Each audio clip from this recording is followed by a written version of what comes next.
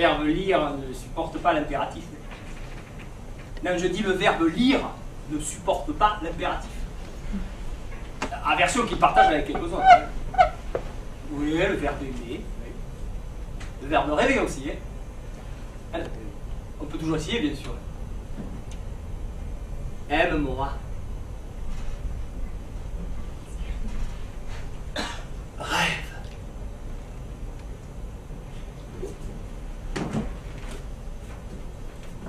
Lis. Lis. Lis. Mais lis donc, bon sang. Je t'ordonne de lire. Monte dans ta chambre. Monte dans ta chambre. Hé, hé, lis.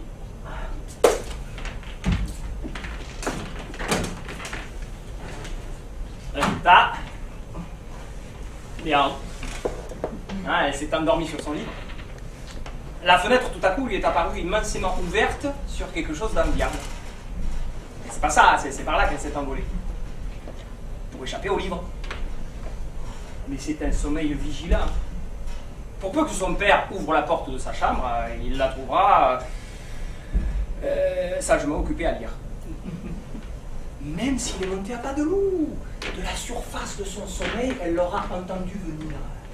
Crac. Alors, ça te plaît? Les descriptions sont trop longues. Crac. Rassuré, son père rejoindra son poste de télévision. Il se peut même que cette réflexion, les descriptions sont trop longues, suscite un passionnant débat entre les chers parents. Ah, elle trouve les descriptions... Elles sont trop longues.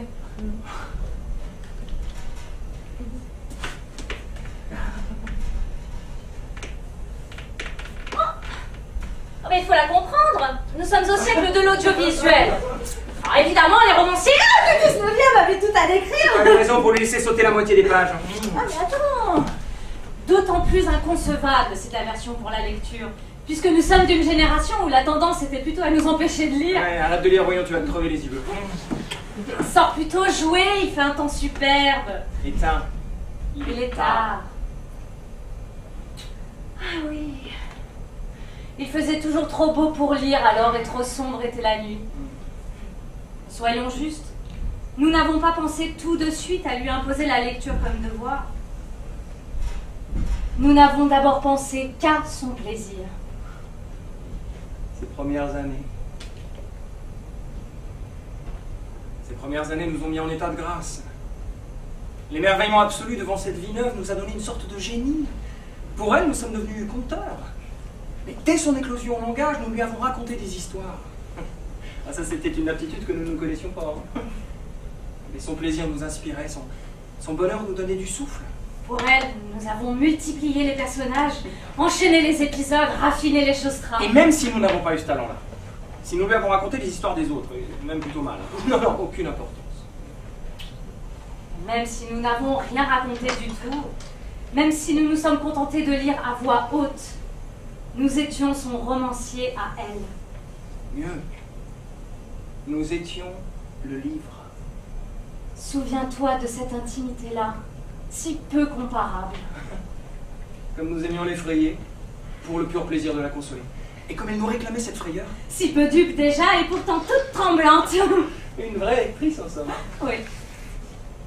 Nous lui avons tout appris du livre. Formidablement ouvert son appétit de lectrice.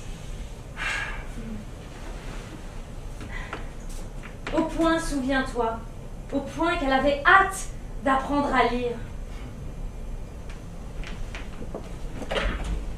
Quels pédagogues ils étaient quand ils n'avaient pas le souci de la pédagogie. Hein. Mais la voilà adolescente. Recluse dans sa chambre, devant un livre qu'elle ne lit pas. Elle est assise face à sa fenêtre et la porte est fermée dans son dos. Page 48. Elle n'ose compter les heures passées à attendre cette 48e page. Le bouquin en compte exactement 446. Autant dire 500. 500 pages. S'il y avait des dialogues encore. parle. Des pages bourrées de lignes comprimées entre des marges minuscules. Des paragraphes noirs entassés les uns sur les autres. Par-ci, par-là, la charité d'un dialogue. Il y a un tiret comme une oasis qui indique qu'un personnage parle à un autre personnage. Et l'autre ne lui répond pas. Suit un bloc de 12 pages. 12 pages d'encre noire. Ça manque d'air. Oh là là, est-ce que ça manque d'air? Putain de bordel de merde! Putain de bordel de merde!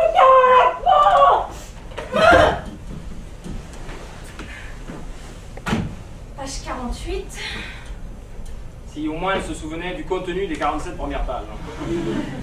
Elle n'ose même pas se poser la question. On me posera inévitablement. C'est extraordinairement compact, un livre. Ça ne se laisse pas entamer. Il paraît d'ailleurs que ça brûle difficilement. Même le feu ne peut pas s'insinuer entre les pages. Manque d'oxygène. C'est épais, hein. C'est compact. C'est dense. C'est un objet contondant. Un livre. Page 48 ou 148, quelle différence? Le paysage est le même. Elle revoit les lèvres du prof prononcer le titre. Et elle entend la question unanime des copains. Combien de pages? Ouais, 3 ou 400. C'est pour quand? 15 jours. 15 jours? 400 pages à lire en 15 jours? Ah, on n'y arrivera jamais, monsieur. Monsieur ne négocie pas. Un livre, c'est un objet contondant. C'est un bloc d'éternité, oui. C'est la matérialisation de l'ennui. C'est un livre. Un livre. Ils ne nomment jamais autrement dans leur dissertation. Hein. Un livre. Le livre. Des livres. Les livres. Ça va, Guillaume, vous avez un problème de respiration, il faut aller à l'infirmerie, hein. Ouais, parlez-nous de Pascal, ça vous évitera de dire des sottises. Hein. Dans son livre, Les Pensées, Pascal nous dit... Alors, j'ai beau protester en rouge que ce n'est pas la dénomination correcte. Non, il faut parler d'un roman, ou d'un essai, d'une plaquette de poèmes, d'un recueil de nouvelles, que le mot livre en soi, dans son aptitude à tout désigner, ne dit rien de précis. Qu'un annuaire téléphonique est un livre. Et en même temps, vous n'en servez plus. Un guide bleu, bon, on n'en parle même pas. Un album de timbre, encore moins. Un dictionnaire est un livre. Et tout comme un livre de compte. Rien à faire. Le mot livre s'imposera de nouveau à votre plume dans votre prochaine dissertation. Dans son livre, Madame Bovary, Flaubert nous dit que Emma Bovary... Et parce que du point de vue de sa solitude présente, un livre est un livre, et que chaque livre pèse son poids d'encyclopédie. Et le poids de chaque livre est de ceux qui nous tirent vers le bas.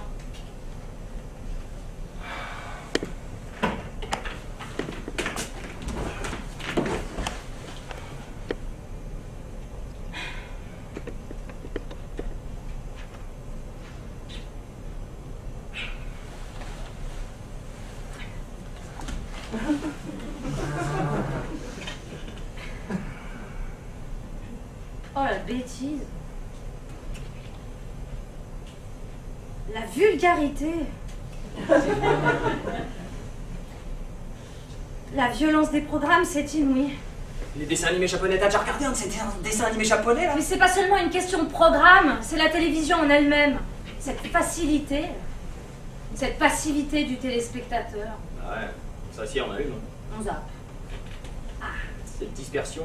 Ouais, ça permet au moins d'éviter la publicité. Non, même pas, ils ont mis au point des programmes synchrones. Tu quittes une pub pour tomber sur une autre. Ah, quelquefois sur la même.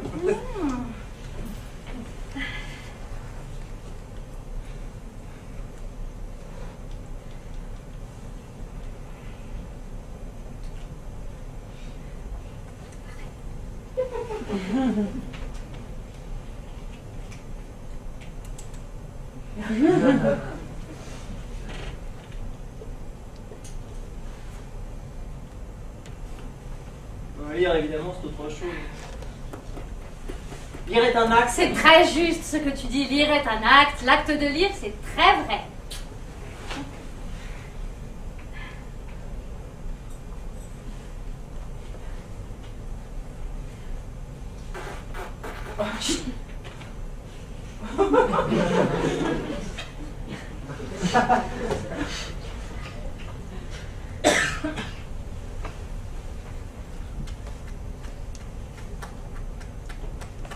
Tandis que la télévision. Et même le cinéma.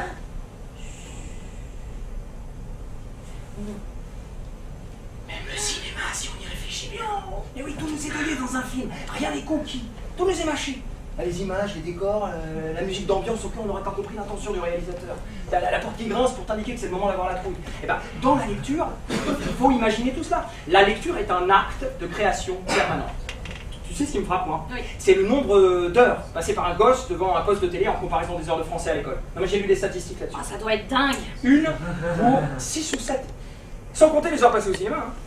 Un enfant, je parle pas de la nôtre, passe en moyenne minimum 2 heures par jour devant un poste de télé et 8 à 10 heures pendant le week-end, soit un total de 36 heures pour 5 heures de français hebdomadaire. Ah bah évidemment, l'école ne fait pas le point. Ouais, non, mais la télévision n'est pas seule en cause. Mais non, c'est le fossé des générations. C'est pire que ça, c'est pire que ça, parce que si nous nous sentons psychologiquement parlant plus proches de nos enfants que nos parents ne l'étaient de nous, nous sommes restés intellectuellement parlant plus proches de nos parents.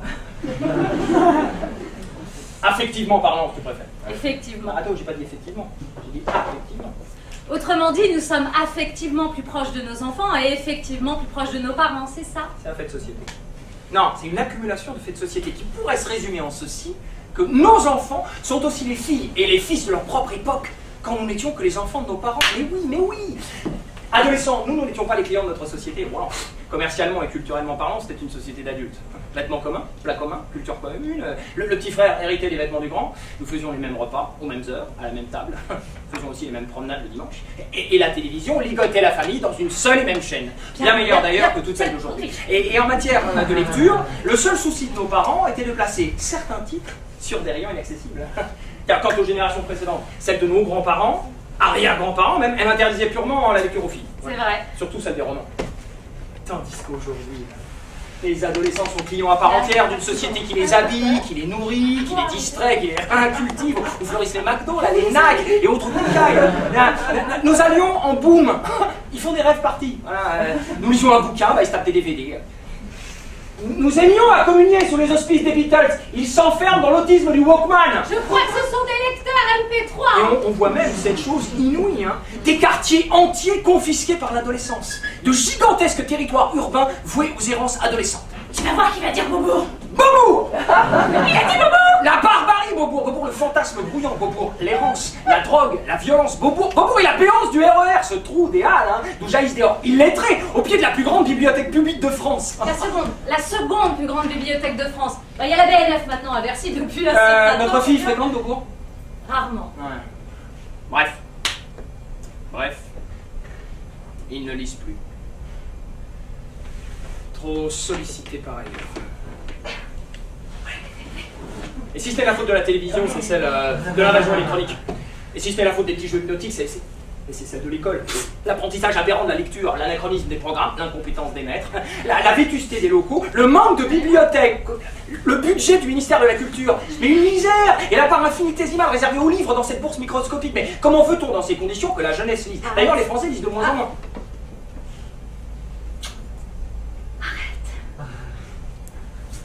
Que s'est-il donc passé? Et je viens de te l'expliquer, mais t'étais dans la cuisine. Que s'est-il donc passé entre elle et nous? Elle, qui se retrouve butée contre un livre falaise. Et nous, qui cherchons à la comprendre. En fait, à nous rassurer. En incriminant le siècle et la télévision. Que nous avons peut-être oublié d'éteindre. La faute à la télé est au XXIe siècle trop visuelle. Alors le 20e serait trop martial, le 19e trop descriptif, le 18e trop rationnel, le 17e trop classique et le 16e trop renaissance. Pouchkine, trop russe. Sophocle, trop mort. Comme si les relations entre l'homme et le livre avaient besoin de siècles pour s'espacer. Quelques années suffisent. Quelques semaines. Le temps d'un malentendu. À l'époque où, au pied de son lit, Nous évoquions la robe rouge du petit Chapon et jusque dans ses moindres détails le contenu de son panier, sans oublier les profondeurs de la forêt et les oreilles de grand-mère si bizarrement velues soudain. La bobinette et la chevillette. Eh ben, je n'ai pas le souvenir qu'elle trouvait nos descriptions trop longues. Ce ne sont pas des siècles qui se sont écoulés depuis, mais ces moments qu'on appelle la vie, auxquels on donne des allures d'éternité à coups de principes intangibles. Il faut lire. Et là comme ailleurs, la vie se manifesta par l'érosion de notre plaisir. Une année d'histoire au pied de son lit? Oui. 2 ans? Soit. 3, à la rigueur. Cela fait 1095 histoires à raison d'une histoire par soirée. 1095? C'est un chiffre. S'il n'y avait que le quart d'heure du conte, mais il y avait celui qui précède. Qu'est-ce que je vais bien pouvoir lui raconter ce soir? Qu'est-ce que je vais lui lire? Nous avons connu les affres de l'inspiration. Au début, elle nous aida. C'est vrai. Au début, ce que son émerveillement exigeait de nous, c'était pas une histoire. C'était la même histoire. Encore? Encore? Oh oui, encore! Encore le petit pousset, mais mon lapin, il n'y a pas que le petit pousset, mon sang, il y a... Le petit pousset, rien d'autre. Qui eût dit que nous regretterions un jour l'heureuse époque où sa forêt était peuplée du seul petit pousset? Pour un peu, on se maudirait de lui avoir donné le choix, appris la diversité. Oh non, celle-là, tu l'as déjà racontée! Oui, sans devenir une obsession. La question du choix vira au casse-tête. Avec de brèves résolutions. Courir samedi prochain dans une librairie spécialisée et prospecter la littérature enfantine. Avec de brèves résolutions. Le samedi matin, nous remettions au samedi suivant.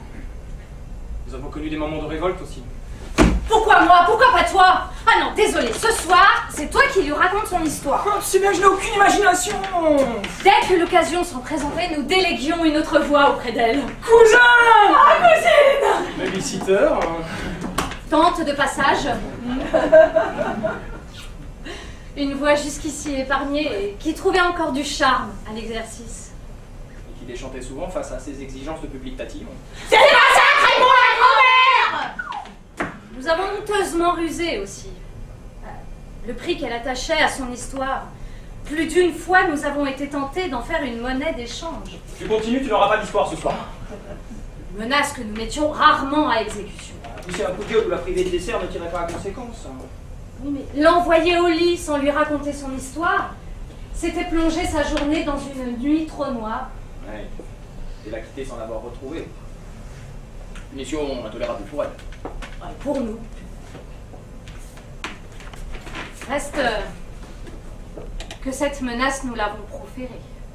Non, elle est 3 fois rien. Non, la tentation, à peine avouée, c'est vrai, mais utiliser pour une fois ce quart d'heure à autre chose, à une autre urgence domestique, à un moment de silence, tout simplement, à une lecture pour soi. Le conteur en nous était à bout de souffle, prêt à passer le flambeau. L'école vint à propos. Ah, l'école. Ah, elle prit l'avenir en main. Lire, écrire. Ah, au début, elle y mit un réel enthousiasme. Maman, par exemple. Maman.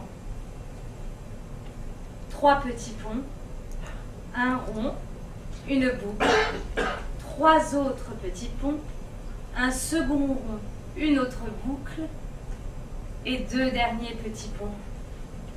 Résultat, maman.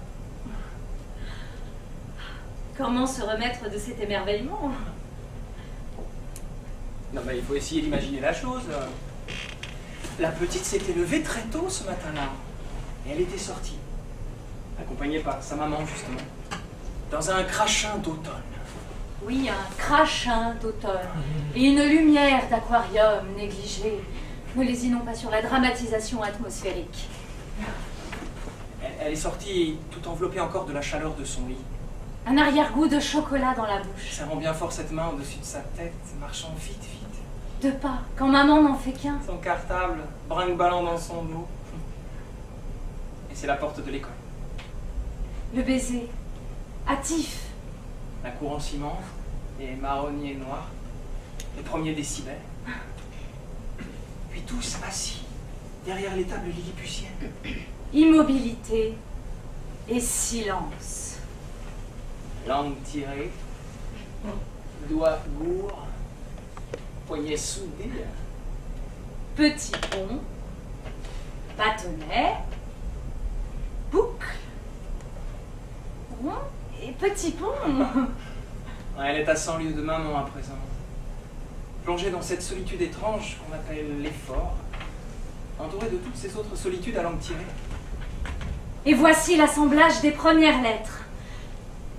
Ligne de A, ligne de M, ligne de T.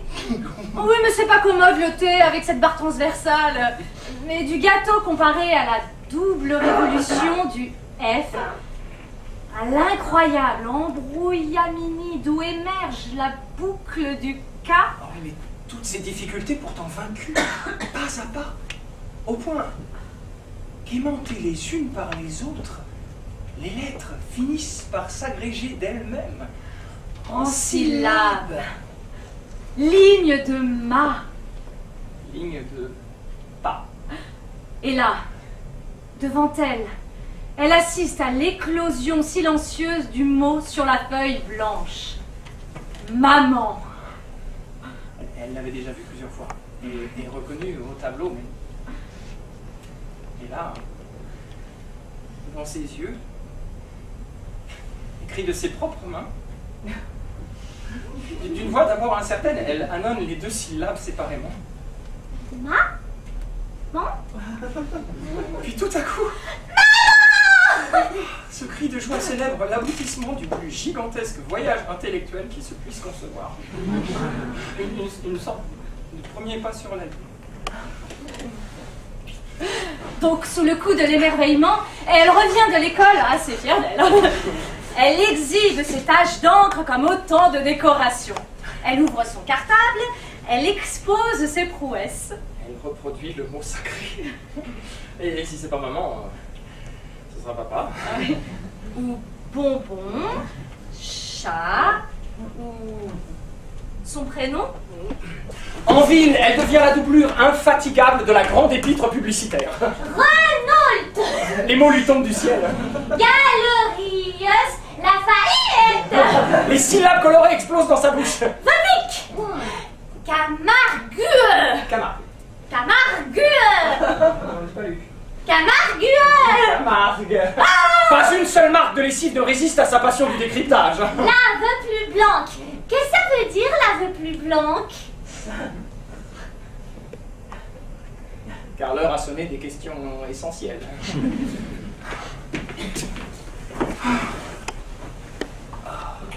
C'est le moment que nous avons choisi pour mettre fin à nos lectures du soir. L'école lui apprenait à lire. Elle y mettait de la passion. C'était un tournant de sa vie, une autonomie nouvelle. Elle était grande après ça. Elle pouvait lire toute seule. Marcher seule dans le territoire des signes. Et nous rendre enfin à notre quart d'heure de liberté. Non, il y a des gens pas la langue. Enfin, nous ne sommes pas devenus des parents indignes pour autant. Hein. Alors, nous ne l'avons pas abandonné à l'école. Non, nous avons suivi de très près sa progression, au contraire. La maîtresse nous connaissait pour des parents attentifs, présents à toutes les réunions. Ouvert au dialogue. Nous avons aidé l'apprenti à faire ses devoirs. Et quand elle manifesta les premiers signes d'essoufflement en matière de lecture, nous avons bravement insisté pour qu'elle lût sa page quotidienne. À voix haute. Et qu'elle en comprit le sens. Ah, pas toujours très facile. Un accouchement de chaque syllabe. Allez, reviens en arrière. Reprends. Inlassablement. Bon, qu'est-ce que tu viens de lire? Qu'est-ce que ça veut dire? Et cela au plus mauvais moment de la journée. Elle ne fait aucun effort. Énervement, cris, renoncement spectaculaire, porte qui claque, entêtement. On reprend tout là. On reprend tout depuis le début. Et elle reprenait depuis le début, chaque mot déformé par le tremblement de ses Ne lèvres. joue pas la comédie. Mais ce chagrin-là ne cherchait pas à nous donner le change. Un chagrin vrai, incontrôlable. Oui, mais nous étions inquiets. d'une inquiétude qui la compara très vite à d'autres enfants de son âge. Et d'interroger nos amis internes, dont la fille, non, marchait très bien à l'école, dévorait les livres. Était-elle sourde? Dyslexique peut-être? Allait-elle nous faire un refus scolaire? Accumuler un retard irrécupérable. Consultations diverses, audiogrammes, Tout ce qu'il y a de normal. diagnostic des orthophonistes. Rassurant. Et les psychologues. Tous sereins. Alors Paresseuse. Tout bêtement, non paresseuse. Mais non! Elle allait à son rythme. Voilà tout. Mais à présent, elle se retrouve seule, devant un livre hostile.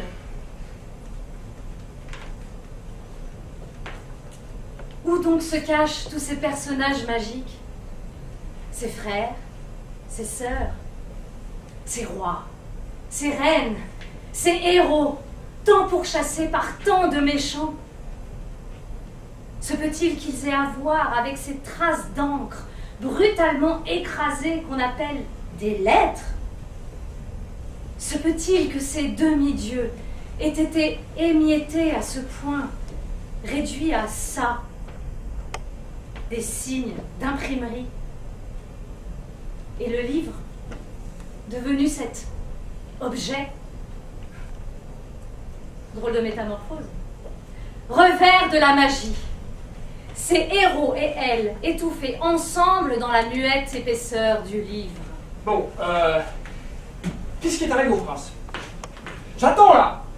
Pourtant, lorsque nous lui lisions un livre, on ne se souciait pas de savoir si elle avait bien compris que la belle dormait au bois parce qu'elle s'était piquée à la quenouille et Blanche-Neige parce qu'elle avait croqué la pomme. Je répète ma question.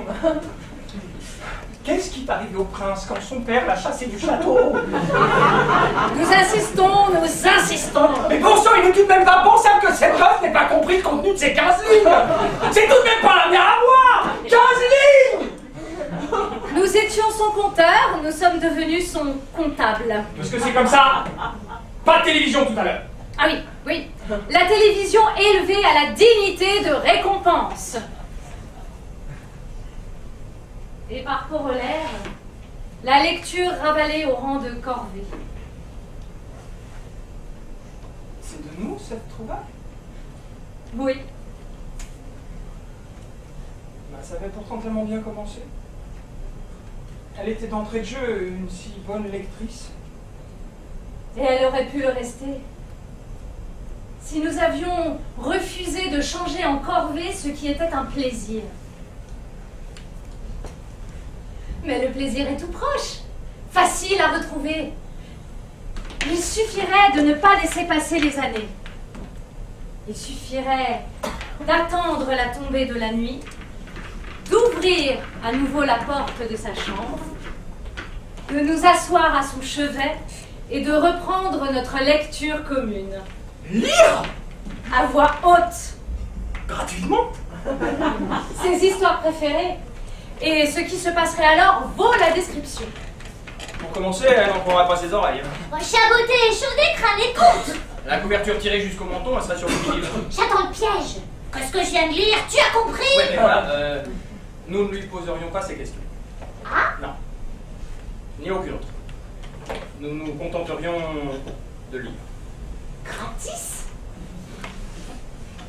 Il était une fois, il y a de cela bien longtemps, dans un lieu reculé où même les dieux hésitaient à s'aventurer. À l'époque où les ténèbres régnaient encore sur Zour, et où seuls les mages de la forteresse d'Arcaïetch pouvaient encore prétendre à une dérisoire emprise sur l'ordre universel, alors qu'au loin on voyait fumer les ruines de l'antique Schurz, détruites par le terrible Schurz. Elle se détendrait, peu à peu. Nous aussi. Elle retrouverait cette concentration rêveuse qui faisait son visage du soir, et elle nous reconnaîtra enfin à notre voix recomposée. Il se peut que sous le choc, elle s'endorme dès les premières minutes. Hein. Le soulagement. Le lendemain soir, Même retrouvailles? et même lecture, probablement. Oui! Il y a des gens qui nous réclament le même cours, hein, Histoire d'être sûr que ce n'était pas un rêve la veille. et qu'elle nous pose les mêmes questions, Aux mêmes endroits. juste pour le plaisir de nous entendre lui donner les mêmes réponses. La répétition rassure. Elle est preuve d'intimité. Elle en est la respiration même. Elle aurait bien besoin de retrouver ce souffle-là. Encore. Encore. Ce qui voudrait dire en gros, faut-il que nous nous aimions, toi et moi, pour nous satisfaire de cette seule histoire indéfiniment répétée. Les relire, ce n'est pas se répéter. C'est donner une preuve toujours nouvelle d'un amour infatigable. Combien de soirées aurions-nous ainsi perdu à déverrouiller les portes de l'imaginaire? En quelques-unes, pas beaucoup plus. En quelques autres, admettons. Mais le jeu en vaudrait la chandelle. Elle serait de nouveau ouverte à tous les récits possibles. Mais cependant, l'école poursuivrait son apprentissage, si elle ne marquait pas encore de progrès dans l'annonnement de ses lectures scolaires. Mais ne nous affolons pas. Le temps serait avec nous, depuis que nous aurions renoncé à lui en faire gagner. Le progrès, le fameux progrès, se manifesterait sur un autre terrain, à un moment inattendu. Un soir, lorsque nous aurions sauté une ligne, nous l'entendrions s'écrier. T'as sauté un passage! Pardon? T'en as sauté, t'as passé un passage! Ah non, je t'assure, non. Donne! Elle nous prendrait le livre des mains, et d'un doigt victorieux désignerait la ligne sautée, qu'elle lirait. À voix haute! Ce serait le premier signe. Les autres suivraient. Elle prendrait l'habitude d'interrompre nos lectures. Comment ça s'écrit? Comment? Préhistorique! Préhistorique. www. Et moi? Un autre soir, elle décréterait. Je lis avec toi! Sa tête par-dessus notre épaule, elle suivrait un moment des yeux les lignes que nous lirions. Ou bien... C'est moi qui commence! Et de se lancer à l'assaut du premier paragraphe. Laborieuse, sa lecture. D'accord. Vite essoufflée. Soit. N'empêche, la paix retrouvée. Elle lirait sans peur. Et elle lirait de mieux en mieux et de plus en plus volontiers. Ce soir, c'est moi qui lis. Ah, le même paragraphe. Évidemment, vertu de la répétition. Et puis un autre. Son passage préféré. Et puis des textes entiers. Des textes que je connais presque par cœur. Elle reconnaît plus qu'elle ne lit. Hein. Oh, mais que je lis tout de même pour la joie de les reconnaître. Ça y est. Elle serait devenue l'héroïne de ses lectures. Celle que l'auteur avait mandatée de toute éternité pour venir délivrer les personnages pris dans la trame du texte, afin qu'eux-mêmes l'arrachent aux contingences du jour. Voilà. C'est gagné. Et pour un ultime plaisir, il suffirait de nous endormir pendant qu'elle nous fait la lecture. Ouais. Mais vous avez laissé passer les années.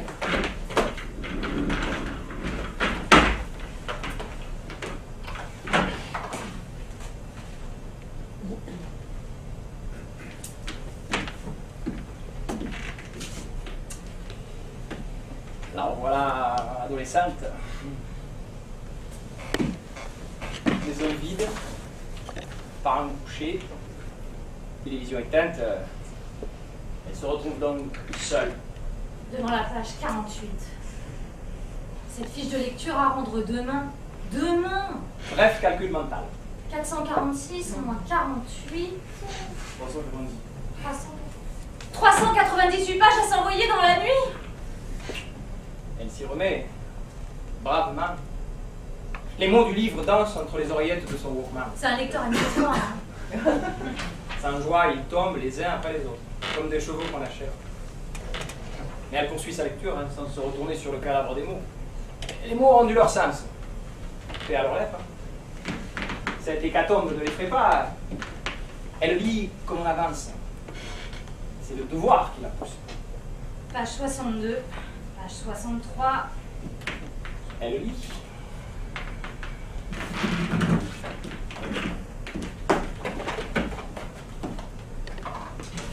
Un peu plus tard, au lycée, rendez-vous avec le professeur de français. C'est obligé Mireille Mathieu là. Mireille Mathieu. Ah mais non, c'est pas Mireille Mathieu, c'est l'accent du Sud. Pour la conteuse, toi tu fais le contraire. Ouais, mais moi je sais le faire. C'est un métier, hein. Voilà. Un peu plus tard, au lycée, rendez-vous Je pense avec... qu'on va arrêter l'accent. Le chapeau ça suffit, c'est bon, ça suffit, c'est un symbole fort. Ok. Un peu plus tard, au lycée, rendez-vous avec le professeur de français. Vous savez, ma fille, les livres, Le professeur de français a compris, l'élève en question n'aime pas lire. D'autant plus étonnant qu'enfant, elle lisait beaucoup. Elle dévorait, vraiment, on peut dire qu'elle dévorait. Ah oui, elle dévorait. Et il faut dire que nous lui avons interdit la télévision. Ah, autre cas de figure, celui-là. L'interdiction absolue de la télévision. Résoudre le problème en supprimant son énoncé.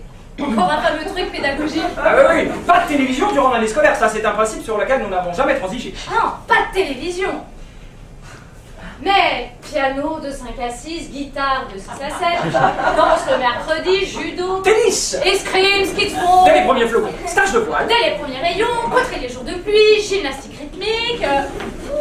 Pas la moindre chance donnée au plus petit quart d'heure de retrouvailles avec soi-même. Suce au rêve, arrose sur l'ennui. Le bel ennui qui rend toute création possible. Nous faisons en sorte qu'elle ne s'ennuie jamais. Pauvre petite. Nous sommes... Comment dire? Nous sommes attentifs à lui donner une formation complète. Efficace, je dirais surtout efficace. Sans quoi je ne serais pas là. Par bonheur, ses résultats en maths ne sont pas mauvais. Évidemment, le français. Soyez franc, monsieur, je vous en prie. Pensez-vous qu'un échec en français puisse être une cause de redoublement? Ainsi vont leurs existences. Elles ont le trafic de fiches de lecture. Nous, face au spectre de son redoublement. Et le professeur de français, en sa matière, bafoué.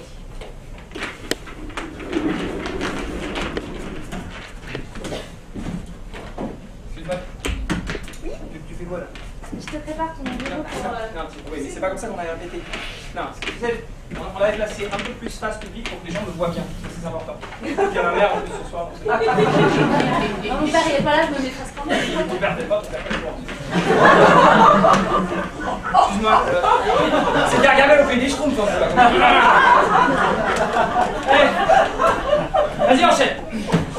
Très vite, un professeur devient un vieux professeur. Ouais, ce n'est pas que le métier est plus qu'un autre, non. Non, c'est d'entendre tant d'enfants, de parents lui parler de tant d'enfants. Et parler d'eux-mêmes ce faisant. D'entendre tant de récits de vie, de divorces, d'histoires de famille. Adolescents qu'on ne maîtrise plus, filles chéries dont l'affection nous échappe, tant d'échecs pleurés. Tant de réussites brandies, tant d'opinions sur tant de sujets. Et sur la nécessité de lire en particulier. L'absolue nécessité de lire qui fait l'unanimité.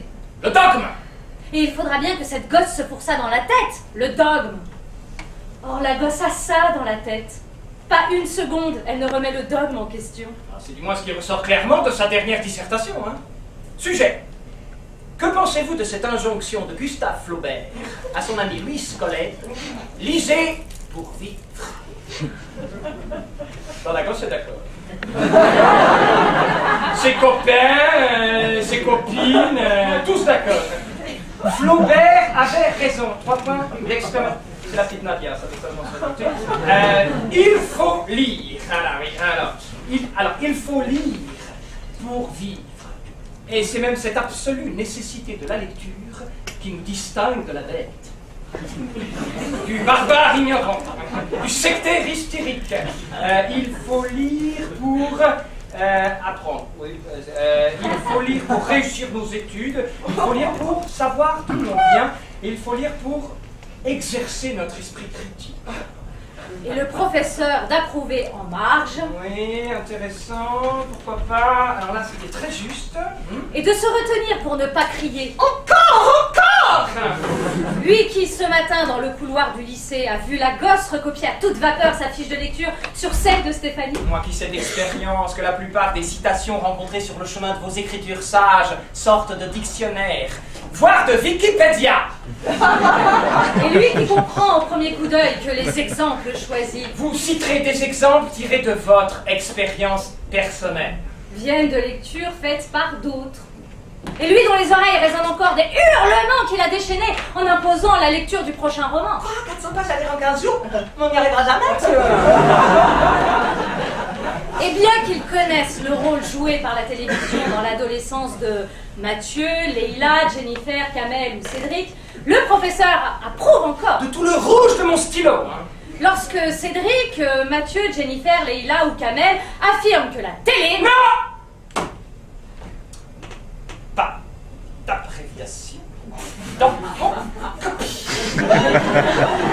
que la télévision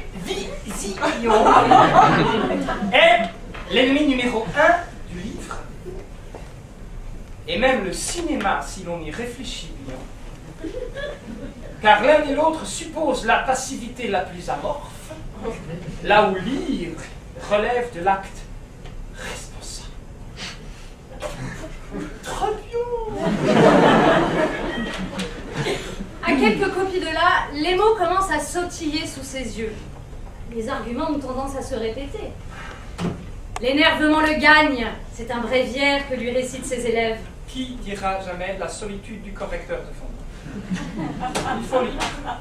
Il faut lire, il faut lire, il faut lire. L'interminable litanie de la parole éducative. Il faut lire. Quand chacune de leurs phrases prouve qu'ils ne lisent jamais.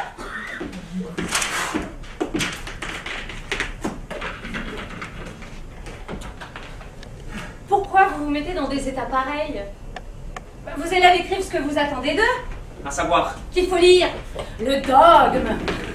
Vous ne vous attendiez tout de même pas à trouver un paquet de copies à la gloire des autodafés. Non, non, mais ce que j'attends, moi, c'est qu'ils débranchent leur Walkman, là. Ah, je crois que ce sont des lecteurs MP3. Leur saloperie, là. Et qu'ils se mettent à lire pour de bon. Pas du tout. Pardon. Je dis pas du tout. Ce que vous attendez, vous, c'est qu'ils vous rendent de bonnes fiches de lecture sur des romans que vous leur imposez. Qu'ils interprètent correctement des poèmes de votre choix. Qu'au jour du bac, ils analysent finement les textes de votre liste. Qu'ils commentent judicieusement ou résument intelligemment ce que l'examinateur leur collera sous le nez ce matin-là. Mais ni l'examinateur, ni vous, ni les parents ne souhaitez particulièrement que ces enfants lisent. Oh, vous ne souhaitez pas non plus le contraire, notez. Vous voulez que ces élèves réussissent leurs études, un point c'est tout. Pour le reste, vous avez d'autres chats à fouetter. Oh, d'ailleurs, Flaubert aussi avait d'autres chats à fouetter. S'il renvoyait la Louise à ses bouquins, c'était pour qu'elle lui fiche la tête, qu'il puisse travailler tranquille à sa Bovary et qu'elle n'allait pas lui faire un enfant dans le dos. La voilà la vérité, et vous le savez très bien. Lisez pour vivre, sous la plume de Flaubert quand il écrivait à la Louise. Vous voulez dire en clair, lisez pour me laisser vivre. Vous leur avez expliqué ça à vos élèves? Non. Pourquoi? Parce qu'il faut lire. Il faut lire. Ah, il faut vous y faire. Le culte du livre relève de la tradition orale. Et vous en êtes le grand prêtre. Alors, qu'est-ce que je peux faire, moi, pour mes élèves, alors? Ah bah, il faut lire. Hein? Lire. Lire? À voix haute. Gratuitement? Eh oui. Bon! Je vous les donne pas, elles sont trop mauvaises.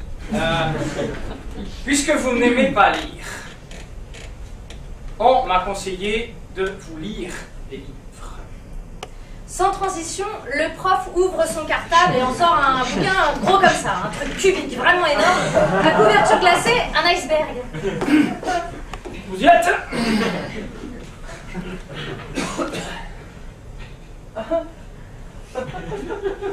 Nos chers adolescents n'en croient ni leurs yeux ni leurs oreilles. Hein.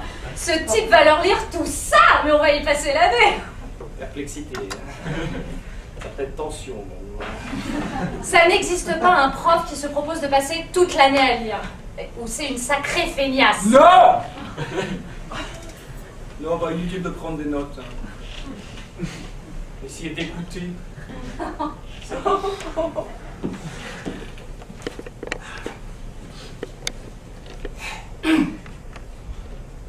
L'enfant était cloué à la porte comme un oiseau de malheur.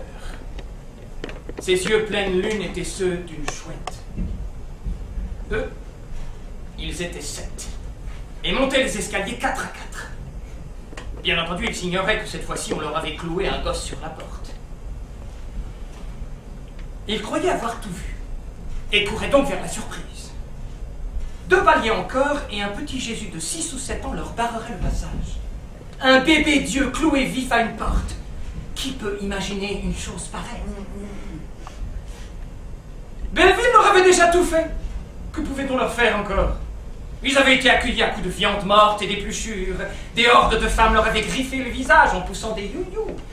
Un jour, ils avaient eu à déblayer un troupeau de moutons sur 6 étages.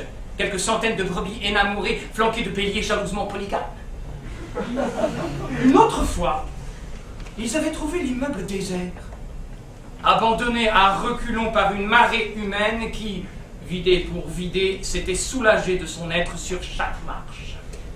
Ce tapis de gloire les avait changés des petits matins où la merde tombait directement du ciel sur leur tête, bien rangée d'officiers ministériels. Tout. Belleville leur avait tout fait. Mais il n'était jamais arrivé, pas une seule fois, qu'ils abandonnassent les lieux sans avoir ouvert la porte qu'ils étaient venus ouvrir. Il lit. Ils avaient Et l'iceberg se met à fondre entre ses mains. Le temps n'est plus le temps. Les minutes filent en secondes. Et 40 pages sont lues que l'heure est déjà passée. Je fais du 40 à l'heure, soit 400 pages en 10 heures. À raison de 5 heures de français par semaine, je pourrais leur lire 2400 pages dans le trimestre. 7200 dans l'année scolaire. 7 romans de 1000 pages en 5 petites heures de lecture hebdomadaire seulement.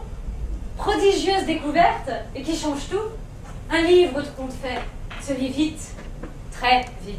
Comptez vos pages. Comptez vos pages. On commence par s'émerveiller du nombre de pages lues, puis vient le moment où l'on s'effraie du peu qui reste à lire. Plus que 50 pages. Vous verrez, rien de plus délicieux que cette tristesse-là. Guerre et paix, 2 gros volumes. Et plus que 50 pages. On ralentit. On ralentit. Rien à faire. Natacha finit par épouser Pierre Bezoukov. Et c'est la fin.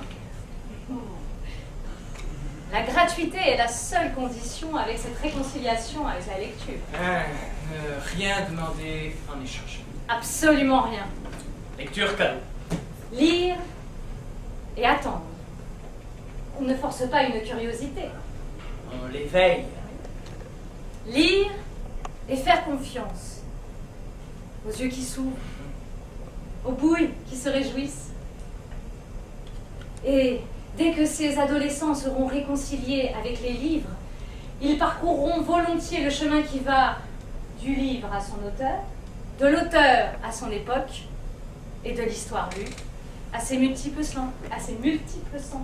J'avais bien compris. Un irrésistible festin de lecture pour le plaisir de la lecture. Oui. Et le programme, les semaines filent, le programme n'est toujours pas entamé.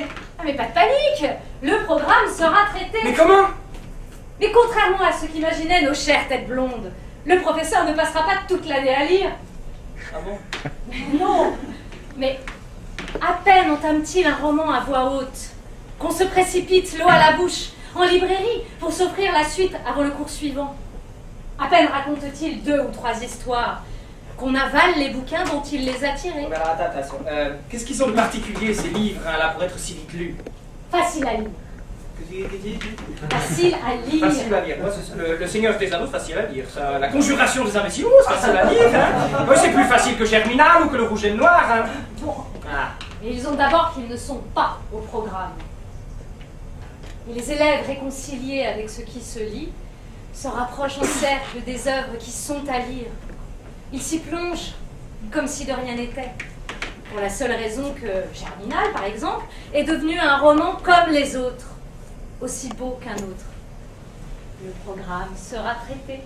Et les techniques de dissertation et d'analyse de texte. Dûment transmises. Et ce, pour bien faire entendre aux instances compétentes le jour des examens que nous ne nous sommes pas contentés de lire pour nous distraire, non. Que nous avons compris aussi.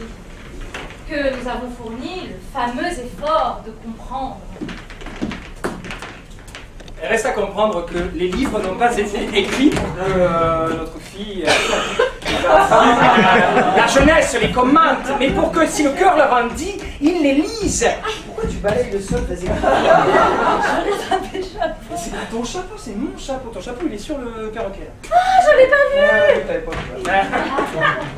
Et si nous voulons que nos enfants lisent, il importe de leur octroyer les droits que nous accordons. Et tout d'abord, je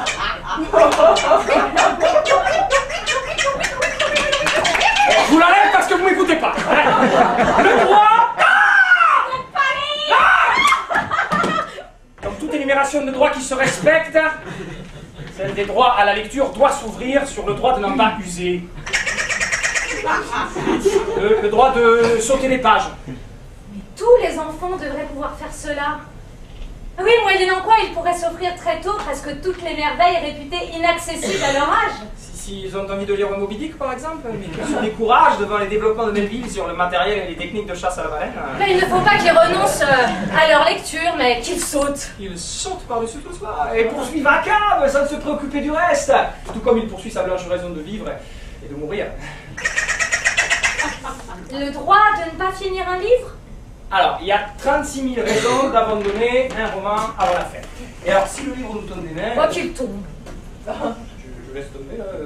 Bah non, vous le mettez de côté. Bah, donc, je préfère ça. Je le range dans ma bibliothèque, avec le projet vague d'y revenir un jour. Oui, ça n'est pas un drame. C'est comme ça. Oui, car contrairement aux bonnes bouteilles, les bons livres ne vieillissent pas.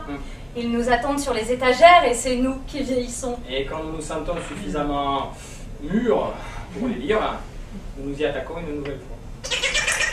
Le droit de relire.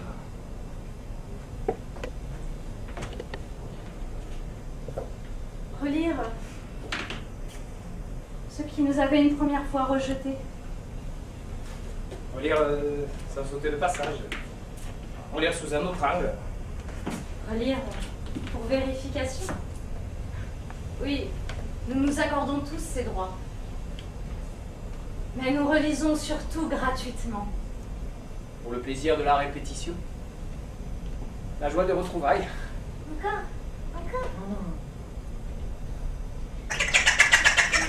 Le droit de lire n'importe quoi. Alors, il y a de bons et de mauvais romans. C'est un fait. Et ma foi, quand ce fut ce tour d'y passer à celui-là, là, au mauvais roman, moi j'ai la sensation qu'il a trouvé ça vachement bien. On s'est pas moqué de lui. Non. On n'a pas levé les yeux au ciel, on l'a pas traité de crétin. Pas cette fois-là, non. Non, il y a eu beaucoup de chance. Ah oui. Là, on a juste laissé traîner sur son passage quelques bons romans. En se gardant bien de lui interdire les autres. Ah, c'était la sagesse. Les bons et les mauvais pendant un certain temps, nous lisons tout en même temps. Alors, tout se mélange, là. Oui, nous passons de la collection à Harlequin, des histoires de Pontivy. Et l'infirmière méritante. Ah, Boris Pasternak et son docteur Givago. Le docteur Givago. Et un beau tourbido lui aussi. Hein. Et Lara, une infirmière ô combien méritante. Et puis un beau jour, c'est Pasternak qui l'emporte. Et un beau jour, nous finissons par demander au roman autre chose que la satisfaction immédiate et exclusive de nos sensations. Et c'est moi Mireille Mathieu, sérieux. Le droit au bovarisme. Cette maladie textuellement transmissible. Oui. Car cette satisfaction immédiate et exclusive de nos sensations, c'est cela le bovarisme. Non. Si. L'imagination enfle, Oui. les nerfs vibrent, l'adrénaline gicle, l'identification opère tous azimuts et le cerveau prend momentanément les vessies du quotidien pour les lanternes du romanesque. C'est notre premier état de lecteur à tous. Délicieux. Et délicieux, mais passablement effrayant pour l'observateur adulte qui, le plus souvent, ne peut s'empêcher de brandir un bon titre sous les yeux du jeune Bovary en s'écriant « Enfin, Marcel Aimé, c'est tout de même mieux, non ?» Délicieux. Le droit de lire n'importe où. Daniel. C'est Daniel. C'est Daniel. Je vous ai parlé de Daniel. Daniel, il est là, Daniel. Ah oui. Daniel. On a vu que vous n'avez pas vu. Daniel Charlotte-sur-Marne. Hein. 1962. casernement de l'école d'application d'artillerie. À la distribution matinale des corvées, le soldat de seconde classe, Pennacchioni, matricule 14660, vous avez bien connu des services. se portait systématiquement volontaire pour la corvée la moins courue, la plus ingrate, distribuée le plus souvent à titre de sanction. L'infamante, l'innommable, la légendaire corvée de chiottes. Chaque matin, Avec le même sourire. Corvée de chiottes, Pennacchioni! avec la gravité ultime qui précède l'assaut, il saisissait le balai où pendait la serpillière, saluait, double tournait et disparaissait vers les... C'est quoi double tournée? Double tournait. Alors ça c'est demi-tournée. T'as pas fait l'armée? Ah bah non. Ouais, ça, c'est moi. On va reprendre la salle, d'accord?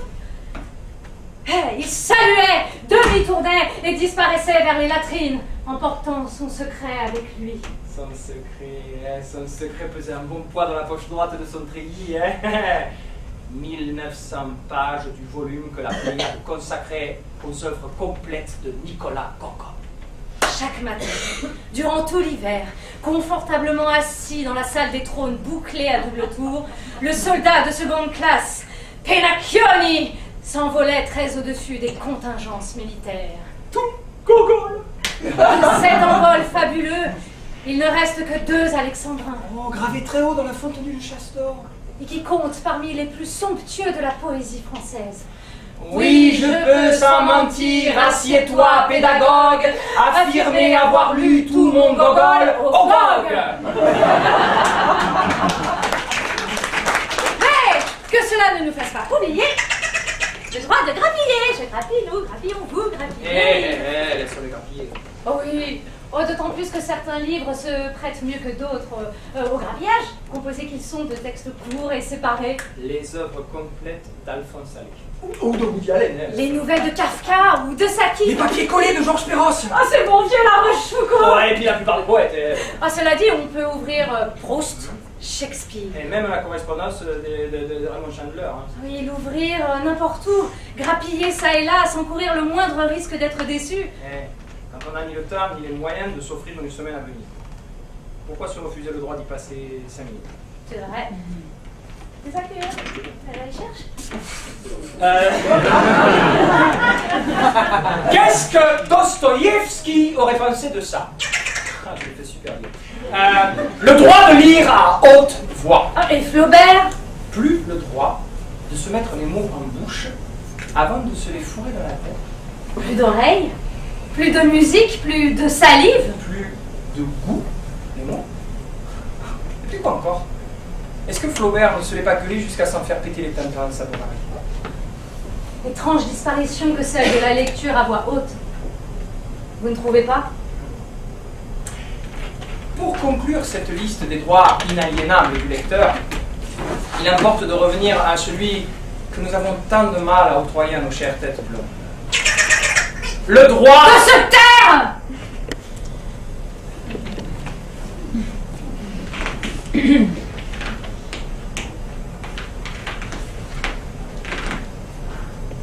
L'homme construit des maisons parce qu'il est vivant. Mais il écrit des livres parce qu'il se sait mortel. Il vit en bande parce qu'il est grégaire. Mais il lit parce qu'il se sait seul. Cette lecture lui est une compagnie qui ne prend la place d'aucune autre. Mais qu'aucune autre compagnie ne saurait remplacer. Elle ne lui offre aucune explication définitive sur son destin, mais tisse un réseau serré de connivence entre la vie et lui. Infimes et secrètes connivences qui disent le paradoxal bonheur de vivre, alors même qu'elles éclairent l'absurdité tragique de la vie. De sorte que nos raisons de lire sont aussi étranges que nos raisons de vivre. Et nul n'est mandaté pour venir nous demander des comptes sur cette intimité-là.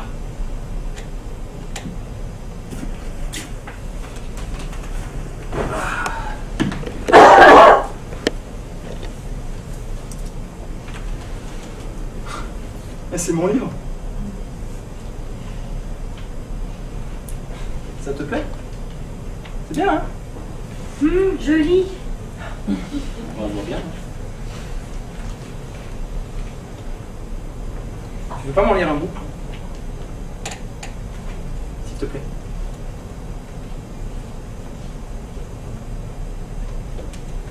Thérèse trouve un monsieur qui s'intéresse à elle, un phénomène aussi improbable qu'une tulipe sur la planète Mars, et tu t'en fiches? Je n'ai pas dit que je m'en fichais.